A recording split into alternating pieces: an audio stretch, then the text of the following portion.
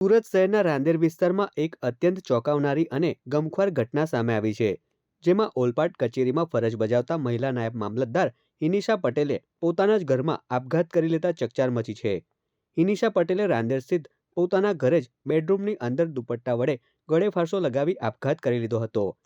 ઓલપાડમાં નાયબ મામલતદાર તરીકે ફરજ બજાવતા મહિલા અધિકારીએ રહસ્યમય સંજોગોમાં આપઘાત કર્યો હતો. 36 વર્ષીય હિનિશા પટેલ રાંદેર સ્થિત પોતાના ઘરે ગળે ફાંસો ખાધેલી હાલતમાં મળી આવ્યા હતા. ઘટના અંગે માહિતી મળતાની સાથે જ પરિવારજનો અને પોલીસ કાફલો ઘટના સ્થળે દોડી આવ્યો હતો. જોકે હજુ સુધી આત્મહત્યા પાછળનું ચોક્કસ કારણ સામે આવ્યું નથી. આ કેસમાં કરુણતા એ છે કે મૃતક હિનિશા પટેલ અને તેમના પતિ બંને મહેસૂલ વિભાગમાં નાયબ મામલતદાર તરીકે ફરજ બજાવે છે. બંને સાથે જ રહેતા હતા અને એક હસતો રમતો પરિવાર હતો. અગાઉ હિનિશા પટેલ સામે એસીબીમાં નનામી અરજી થકી ફરિયાદ થઈ હતી. જોકે તપાસ બાદ ગાંધીનગરથી તેમને ક્લીન ચીટ આપવામાં આવી હતી. તેવામાં કયા કારણથી મહિલા અધિકારીએ આત્મહત્યા જેવું અંતિમ પગલું ભર્યું તે મહેસૂલ વિભાગમાં ચર્ચાનો વિષય બન્યો છે. તો બીજી તરફ રાંદેર પોલીસ દ્વારા મૃતદેહને પોસ્ટમોર્ટમ અર્થે ખસેડી અકસ્માતે મોતનો ગુનો દાખલ કરી વધુ તપાસ હાથ ધરવામાં આવી છે.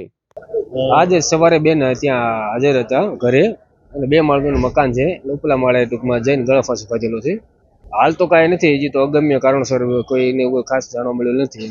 એ જાણવા મળે છે કે એમની વિરુદ્ધમાં કોઈ એસીબી કરાવેલી હતી, પણ આગળ જે ફર્ધર બાકી છે તપાસ કોણ શું